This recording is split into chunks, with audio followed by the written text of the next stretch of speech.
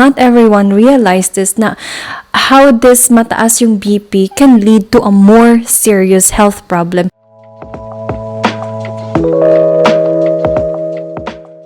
Taran! Welcome back to my channel. Hi everyone, this is your ate girl. Now, today's vlog is a bit different than sa sit-down vlogs ko. I wanted us to talk about how blood pressure works. On my recent vlog, I have shared paano maging healthy kasi my intention is for us to open our eyes in which yung mga choices na ginagawa natin ba is nakakatulong or hindi towards our health. What I really want is for us to be intentional and for us to make better choices towards our health para talagang ma-enjoy natin yung buhay at hindi pa balik-balik tayo sa hospital kasi I don't think that that's the best way to live. Tingin mo ba?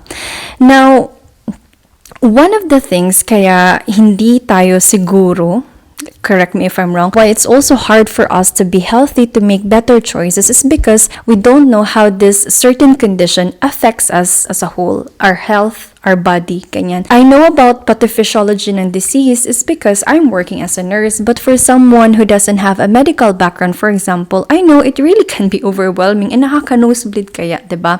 And then when you go to the doctor, ganyan, and then you have been diagnosed with this kind of disease, for sure, rarestahan ka lang din naman, but it's up to you if you wanted to really read through kung paano ba this certain condition affects you, affects your health, affects your body. So for this vlog, let's go ahead and talk about how blood pressure works, how diabetes works, para mas maintindihan mo siya in layman's term and how you would be able to go about this kind of condition, especially if meron ka ng diabetes or meron ka ng high BP, in order for you to reverse this condition. Kasi it's not enough na nagme-maintenance ka. Halimbawa, si papa mo, kaya si lolo mo mataas yung BP, tapos mag-aano pa yan, ay anak, order ka nga dyan ng crispy pata. Sarap eh.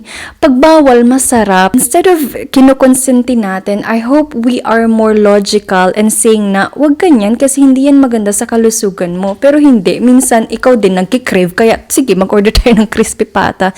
And then, you will be confronted with more serious problem kasi hindi natin na-maintain. Hindi natin na-control kumbaga. So, ayoko umabot sa ganoong scenario. So, ayun, pag-usapan natin. Okay, so let's go ahead and talk about blood pressure. No, mataas ang BP. Ay nako, number 1.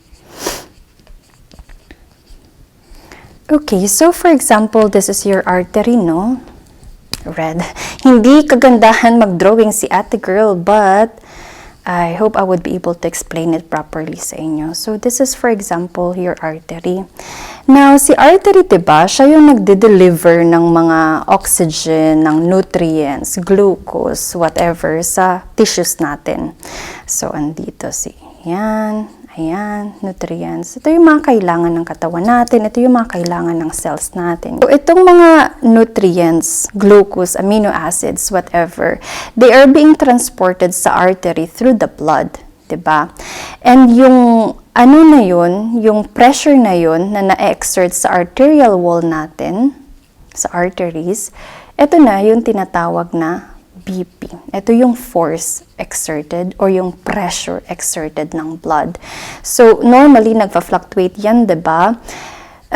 Talk about systole. So, this would be pag nagko-contract yung puso mo, and then diastole, pag nagre-relax before ng another contraction. So, normally, diba, we do have 2 numbers. So, ideal would be 120/80. I'll just make it as an example, 120/80. Let's think about our circulatory system as a pipe, plumbing system. Yung tubo, halimbawa, diba, naghuhugas ka, ganyan, plumbing system. Halimbawa, ganyan, naghuhugas ka. Diba yung mga tira-tirang pagkain, like tira-tirang kanin or tira-tirang ulam, ganyan. Kailangan matapon mo yun sa basurahan. Pero pag hindi mo siya tinapon, tapos nakapunta siya sa tubo, ganyan, diba, nagbablock. So, mas magkakaroon ka ng problema. So, it's also the same sa arteries natin. So, here are some factors bakit nag-i-increase yung pressure sa arteries. Bakit? Ay nako. Number 1, property ng fluid. Ano ba tong property na to? So, halimbawa, malapot yung dugo, no? If blood thickens, diabetes. Diba mas mataas yung pressure nun para ma-push yung blood, and in short, magpa-pump harder yung puso natin para ma-deliver pa din yung mga oxygen nutrients na kailangan mo. Another factor, extra fluid. Ay, bakit naman nagkakaroon ng extra fluid? Ay, ang sarap-sarap ng chips. Ang salt intake mo, huwag natin i-N at CL. Hindi mo kinontrol yung diet mo, ang taas ng salt intake mo. Si salt increases water retention. Di ba pag na-retain yung water sa katawan natin, mas increase yung volume, and again, kailangan ulit mag-pump yung heart mo ng harder para mag-flow ulit yung blood. Another one is narrow pipes. For example, stress ka. Hay nako. Si stress usually releases hormones epinephrine, norepinephrine. And in short, what happens is that norepi, ang ginagawa nito ng hormones nito is that kinoconstrict yung blood vessels. So, kumbaga ganito yung diameter ng blood vessel normally, no? Since na-stress ka, nagiging makipot. So, pag makipot, may resistance sa flow. So, in short, kailangan niya ulit mag-increase ng force niya para mag-flow yung blood. So, I hope this is clear. So, normally, yung blood vessel natin, no, can withstand mga fluctuations, no? Hindi naman tayo laging nasa stress, ganyan. So, minsan talaga mataas yung BP, minsan bumababa, ganyan. But, if chronic na lagi mataas yung BP mo, more than 140 to 90, ang mangyayari is that, normally kasi yung arteries natin is elastic. So, parang goma, diba, na nag-flexible siya. Pero if laging mataas yung BP mo, laging mataas sa 140-90, what will happen is that, magsistrain na to sa arterial wall mo. Yeah? So, diba, kung ikaw nga sa tao, no, lagi kang overwork, lagi ka na lang nag-overtime, laging overtime. 'Di ba nakakapagod? 'Di ba nakaka-burnout din? Ganon din si arteries natin. Sinabing tama na, hindi pa din tama, ganyan. So, ayun, magkakaroon yan ng small tear, no? Sugat dito. Small tear.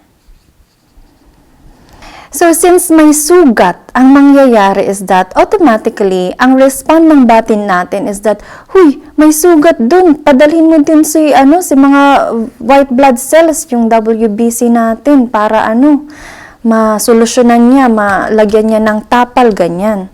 So, si WBC, maglalagay yan ng tapal, ganyan, para hindi lumaki yung sugat.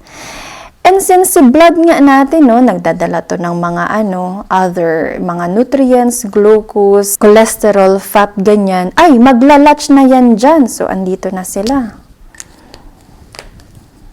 Andito na. Magkukumpul-kumpul na din yan. So, in a normal setting na ganito kalaki yung diameter ng arteries mo, since meron na nga ng sugat, 'di ba? Mas kumonte or mas lumiit yung diameter, so hindi na siya ng maayos, flow ng maayos. Now, sige, hindi mo pa din kinontrol yung diet mo. Sige, sarap-sarap talaga ng crispy pata, ganyan. Now, magsiswell up to, no? Nag-swell na siya. Ito na yung tinatawag natin na plaque. So, si artery mo hindi na elastic. Na siya? Stiff na siya. Thick na siya. So, hirap nang mag-flow yung dugo. May resistance na dun sa arteries natin. So, this is what we call as atherosclerosis. Since I'm working sa cath lab, no, what we do, lalo talaga atherosclerosis. So, what we do sa cath lab, no, lalo talaga na sobrang calc nung arteries is that binabarena namin, or we do sound wave therapy para maalis tong calc na to. And then we put, ayan na yung balloon, we put stent. Yun yung ginagawa namin sa station namin. So now, if yung plaque na to, no, nag-rupture, bubuo na to ng blood clot. So again, halimbawa, ito yung ugat mo, ito yung arteries, no? And this blood clot, pwede nitong ma-block mismo yung daanan ng blood. So, wala na. Hindi na wala na ng blood flow dito sa kabilang side na to. Now, you don't know kung aling arteries ba yung affected if, halimbawa, ang artery na to is nasa heart. Hindi nakapag-deliver ng oxygen, wala na ng nutrients. So, syempre, yung heart muscles mo is gonna die. So, ito na yung heart attack. If naman, paano ba ang brain?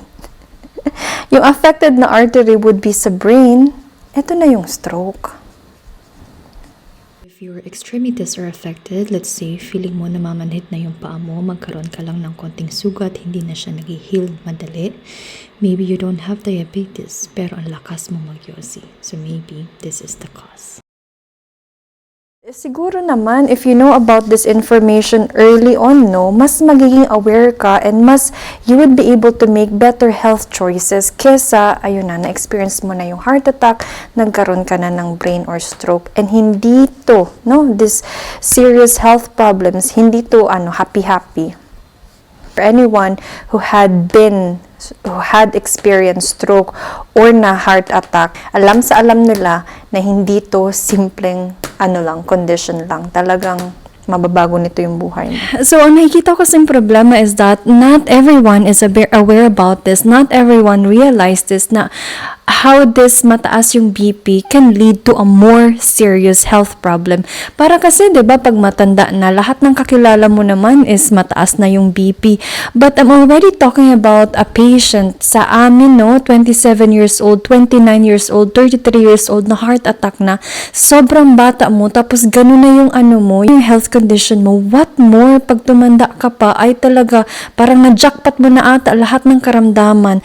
Ngayon pa lang, again, early that you know this information, I hope na you would make drastical change sa health mo para ma-reverse mo yung condition na to, and that again, you would live a better life. No, yun lang naman yung gusto ko. Huwag kang mag-order ng crispy pata. Charot. Okay, so another part of the video, let's go ahead and talk about diabetes. Type 2. Type 2 yung pag-uusapan natin. Kasi si type 1 is, ang problema nila would be yung pancreas. Hindi na nagpo-produce yung beta cells nila ng insulin. Pero si type 2, reversible to. Kasi this is in our control. So, paano ba natin ito makokontrol? How can we reverse this condition if meron tayo ng type 2 diabetes?